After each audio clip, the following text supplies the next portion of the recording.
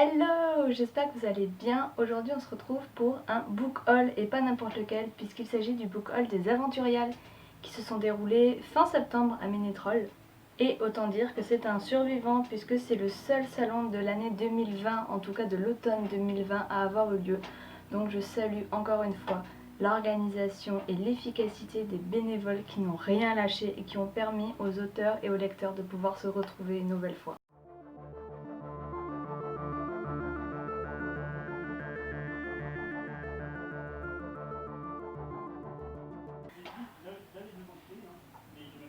Voilà, vous allez être au courant de toute la vie de mon frère sur ces jeux vidéo. On aime. Bon bah du coup entre deux je vais essayer de tourner ma vidéo. Alors petit disclaimer, je teste aujourd'hui de nouveaux éclairages et un nouveau micro que j'ai reçu il n'y a pas longtemps. Donc je suis désolée si la lumière n'est peut-être pas au point et surtout si le son n'est pas comme d'habitude. Voilà, il faut que je m'habitue encore à ce nouveau matériel, mais ça ira de mieux en mieux, c'est promis. Ce salon, au niveau de la palle, c'était une catastrophe. Voilà, je n'ai pas regardé l'augmentation de la palle parce que je voulais absolument soutenir les auteurs que je suis, que j'aime, qui avaient des nouveautés. Donc comme je ne sais pas quand est-ce qu'on pourra de nouveau se retrouver sur un autre salon, je n'ai pas du tout regardé ni les dépenses ni le nombre de livres qui rejoignaient ma palle. Donc on commence tout de suite parce que j'ai pas mal de choses à vous montrer. Et donc les personnes que j'ai vues tout de suite en entrant dans le salon, puisque leur stand était situé à l'entrée, c'est Johanna Zahir et Thibaut Collomb de Franciosi qui ont sorti récemment Nightmare. Donc c'est un ouvrage absolument sublime. J'avais participé à la campagne Ulule qui a été un vrai succès. Du coup j'ai pu récupérer mon exemplaire donc aux Aventuriales. Alors je vous mettrai des inserts parce que cet ouvrage est absolument sublime. Johanna Zahir a écrit le texte. Et c'est un ouvrage à mi-chemin entre la BD, le roman, l'œuvre graphique. Enfin, c'est vraiment un mélange qui est absolument sublime. Regardez-moi cette couverture, tout en vernis sélectif. Le livre est en hardback. Il fait un peu moins de 400 pages et il coûte 23 €.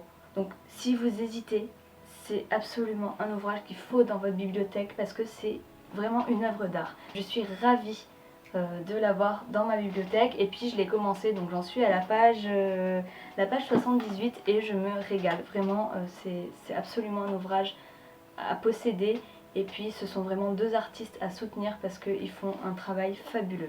Deuxième craquage, alors je l'ai acheté sur le stand des éditions Plume Blanche, mais ce n'est pas un Plume Blanche parce que tous les Plumes Blanches sont sur mes étagères, même si je ne les ai pas tous lus, mais il me manquait tout de même Embrasé, le troisième tome de la saga Lune Pourpre de Laetitia Danaé, donc ici aux éditions Snag.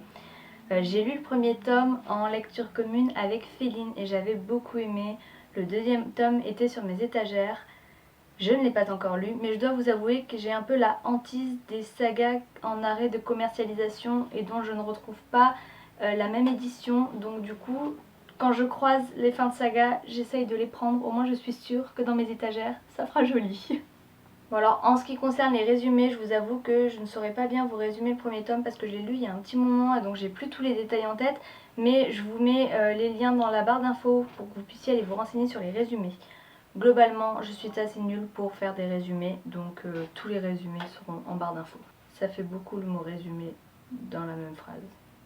Une autre fin de saga que j'attendais avec grande impatience qui est sortie début de l'année, juste avant le confinement ou pendant le confinement, je sais plus vraiment, je crois qu'il était sorti pour la foire du livre de Bruxelles, mais où je n'étais pas allée, et puis après, eh bien, confinement, tout ça. Je préfère prendre le livre en direct pour avoir ma petite dédicace et puis aussi pour éviter les frais de port, que ce soit du côté de la maison d'édition ou de mon côté à moi. C'est toujours plus sympa de les avoir en direct. Et donc j'attendais impatiemment de recroiser Justine Robin sur un salon et de lui prendre le deuxième tome de la saga Rouge Sang et Noir Corbeau, donc ici c'est la Santa Muerte. Il faut savoir que ce roman publié aux éditions du Héron d'Argent est intégralement réalisé par Justine Robin puisqu'elle l'écrit, elle réalise la couverture avec des illustrations intérieures et puis il me semble qu'elle réalise sa maquette aussi, donc voilà, c'est une œuvre que Justine Robin crée de A à Z et ça vaut vraiment le détour. J'avais chroniqué le premier tome, je vous mets le lien en barre d'infos, il avait d'ailleurs été présélectionné pour le Clip 2020. Un autre stand sur lequel j'ai pas mal craqué, il s'agit du stand des éditions Actu SF. Alors il faut dire que Elodie Serrano était présente avec Cuit à point, que Alexandre, donc Monsieur Yelena pour ceux qui suivent un peu le blog, sinon c'est ARD Guillaume sur les réseaux sociaux, avait beaucoup aimé. Et puis comme on a un peu le même style de lecture avec les mêmes œuvres de référence, je me suis dit que ce serait sympa qu'il intègre aussi ma bibliothèque. J'ai déjà les Baleines célestes de cette même autrice à lire, donc il serait vraiment temps que je me penche sur la question. Et un autre craquage quand j'ai vu qu'il était disponible sur le stand et que je venais tout juste de terminer Je suis fille de rage, j'ai bien évidemment craqué pour Royaume de vent et de colère de Jean-Laurent Del Socorro aux éditions Actu SF dans une collection assez collector. Alors je sais que Fruitreader sur Booktube l'a beaucoup aimé et elle en parle souvent en bien. Il se déroule à Marseille, donc c'est un roman qui me tente beaucoup plus que les autres puisque je suis originaire de la région. Du coup j'espère pouvoir retrouver des petites références, même si ça reste de l'historique. J'ai hâte de voir où est-ce que Jean-Laurent Del Socorro va nous emmener dans ce livre. Puisque j'étais dans une optique de craquage, évidemment, j'ai été faible et donc quand on m'a conseillé La guerre des trois rois, toujours de Jean-Laurent Del Socorro aux éditions Actu SF, je n'ai pas essayé très longtemps de résister à la tentation. En même temps, il faut dire que le roman est illustré... Oh, je viens de faire tomber le marque-page. Le roman est illustré, le travail éditorial est absolument fou et puis l'éditrice n'a pas eu grand chose à faire pour me convaincre de craquer. On se penche ensuite sur une maison d'édition que je connais depuis un moment mais dont je n'ai jamais encore rien lu. Cependant, Manon de la chaîne Vibration Littéraire en parle très souvent et du coup je me suis dit pourquoi pas me laisser tenter. Alors du coup j'ai craqué sur 2 romans de cette maison d'édition. Le premier c'est Symbiose de Camille Salomon qui était en avant-première. On parle ici d'exposition universelle, donc dans une ambiance assez steampunk, d'enquête, mêlant magie et réalité. Ça a l'air vachement sympa et je pense qu'on ne peut pas mieux faire pour plonger dans les lectures des éditions Inception. Et le deuxième tome, alors je crois que c'était pas Manon cette fois-ci, c'était Louise de la chaîne Rêve ta vie en lecteur qui l'avait lu et qui l'avait pas mal aimé. Il s'agit de Soline et le monde des rêves abandonnés. Il était disponible au format poche et alors franchement l'histoire a l'air vachement cool. C'est l'histoire de Soline, une petite fille de 10 ans qui est avec ses parents Manon et Julien et puis qui mène une vie tranquille. Sauf que voilà, il y a un problème, en fait Soline n'existe pas. Elle est le fruit de l'imagination de ses parents qui n'arrivent pas à avoir d'enfants. Sauf qu'un jour, Manon tombe enceinte et donc Soline va disparaître de son esprit et puis se retrouver projetée dans un univers parallèle, l'univers le monde des rêves abandonnés en fait. Et donc on va suivre les aventures de la petite Soline dans ce monde-là. J'ai hâte de voir où ça va nous mener parce que je trouve le résumé vachement sympa. Avant de vous présenter mon plus gros craquage chez une maison d'édition que je pense que vous connaissez assez bien si vous suivez le blog, enfin j'espère tout de même que vous la connaissez assez bien vu la fréquence à laquelle j'en parle. Je vais d'abord vous présenter les stands des maisons d'édition, des auteurs sur lesquels je n'ai acheté qu'un seul roman. Voilà, donc on commence avec Mélanie Baranger aux éditions Livresque avec Le chat qui rêvait d'être le fils de la lune. Alors c'est un tout petit album jeunesse que j'ai déjà lu, mais en fait entre le titre et l'illustration de couverture, j'ai trouvé l'album absolument trop mignon. Vraiment c'est un roman à lire avec les plus petits ou même avec les plus grands. C'est l'histoire d'un chaton tout seul en plein cœur de la forêt qui est recueilli par une famille et ce chaton est tout blanc et au cours de son abandon dans la forêt en fait il s'est consolé en regardant la lune qui était de la même couleur que lui et du coup il est persuadé que la lune est sa mère en fait. Et c'est un petit album, une petite histoire que j'ai trouvée toute douce. Vraiment, je vous le conseille pour les plus petits et même pour les plus grands d'ailleurs. J'ai ensuite rencontré Kéote qui avait écrit une nouvelle dans l'anthologie Noire des éditions Noir d'Absinthe que j'avais beaucoup aimé. Et donc je lui ai pris cette fois-ci un petit recueil qui s'appelle Éclat de silicium à base d'intelligence artificielle, de science-fiction et tout ce qu'on aime en ce moment. Hein. Moi je suis dans une période où j'aime beaucoup me plonger dans cette thématique-là. Du coup, quand j'ai eu ce petit recueil de nouvelles, je me suis dit, allez, on continue la découverte des œuvres de Kéote et on y va. Le prochain roman, je ne l'ai pas vraiment acheté sur un stand, je l'ai acheté auprès de Léa Carouet, coucou si tu passes par là, qui a sorti une nouvelle dans l'anthologie Naughty Seas des éditions Naughty Ship. Donc il y a plusieurs auteurs dans ce recueil de nouvelles autour de la mer, des pirates et de tout ce qu'on peut retrouver autour de cette thématique. Mais voilà, comme Léa avait écrit une nouvelle dans ce recueil, je me suis dit allez on y va, on se lance, elle me l'a dédicacée et j'ai hâte de m'y plonger. Et ensuite j'ai retrouvé la belle Nathalie Bagadé dont j'avais beaucoup aimé le précédent recueil que j'avais lu qui s'intitulait Ville de légende. Ce recueil m'avait fait voyager et cette fois-ci j'ai eu envie de lui prendre son livre de développement personnel qui s'appelle Et si vous réenchantiez votre vie. Alors Nathalie Bagadé est une autrice indépendante que j'admire pour tout ce qu'elle fait autour de la littérature, de l'imaginaire mais pas que, aussi de l'accompagnement des auteurs et de tout ce qu'elle peut proposer. C'est vraiment une femme à suivre si vous voulez évoluer dans ce milieu, donc je vous invite à aller la suivre. Je vous mettrai ses réseaux en barre d'infos.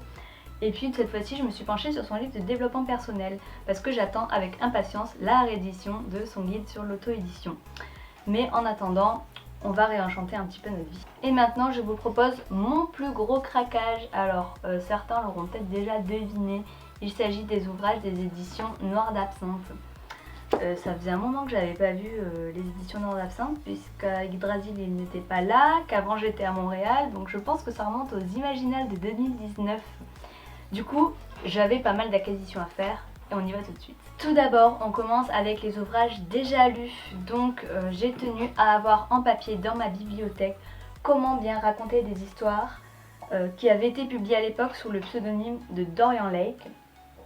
Ce guide m'avait tout simplement permis de poser un point final à mon premier jet, voilà, qui traînait depuis 7 ans.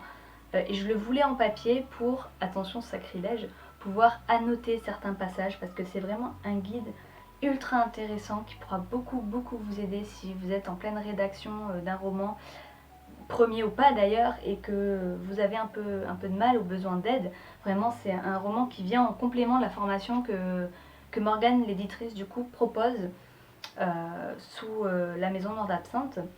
Et puis ce guide va vous accompagner non seulement dans l'écriture mais aussi dans la mise en page, dans comment proposer son ouvrage aux maisons d'édition, quels sont les différents types d'édition. Enfin vraiment c'est un ouvrage ultra complet sur l'édition d'un roman. On enchaîne avec le recueil Noir que je trouve mais magnifique. Regardez-moi cette couverture, la tranche qui est complètement noire. Les pages, là aussi je vous mettrai des inserts parce que la mise en page est sublime. C'est un recueil que j'ai déjà lu et que j'avais beaucoup aimé et que je voulais du coup en papier parce que je le trouve tout simplement magnifique. Voilà, donc il a enfin rejoint mes étagères, mais pas ma palle. Je termine ce tour des romans déjà lus de chez Noir d'Absinthe avec Asphodèle. J'ai enfin mon exemplaire broché d'Asphodèle. Le Prestige arrivera très vite. J'ai déjà vu quelques extraits de ce que ça va donner et je vous jure que c'est absolument sublime. Mais le brochet, regardez-moi ce brochet, les illustrations sont magnifiques. Voilà, donc il y a des illustrations, vous avez des fins de chapitres aussi illustrées.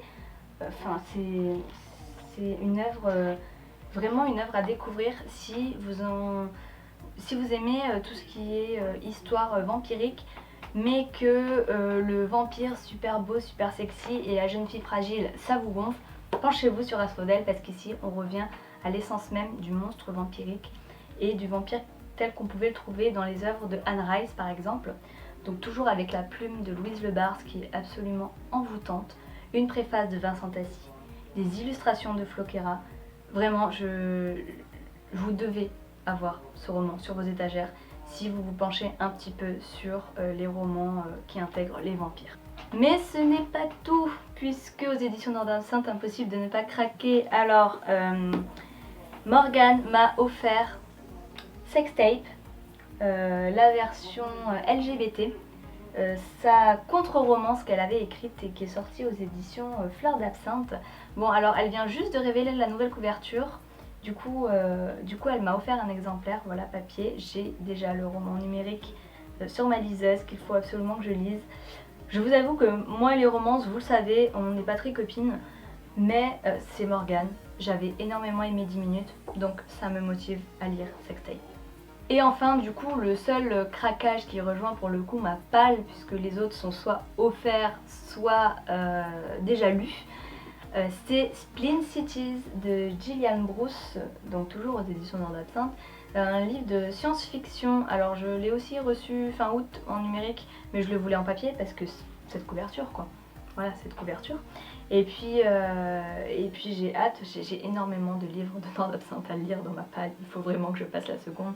Mais regardez-moi ces beautés, comment on peut ne pas craquer, enfin voilà, comment on peut résister quand on passe sur le stand entre la beauté des couvertures, la qualité que vous pourrez trouver à l'intérieur, l'originalité, la patte vraiment la maison d'édition, et puis la gentillesse et l'humour des auteurs et des exposants et de l'éditrice et de toute cette famille. On ne peut pas résister à Nord d'Absinthe, voilà. Je suis désolée si cette transition est un peu spéciale, l'enregistrement a coupé, donc du coup j'ai raccordé comme j'ai pu avec la suite, mais du coup il me reste encore quelques petites choses à vous montrer. Des livres que j'ai fait dédicacer, alors pas forcément les dédicaces écrites mais plutôt les dédicaces illustrées, et puis quelques goodies et un bijou absolument sublime. J'ai pu faire dédicacer Fragment, le sketchbook de Tiffs qu'elle avait financé en campagne Ulule, et je vous mettrai un insert parce que la dédicace est sublime.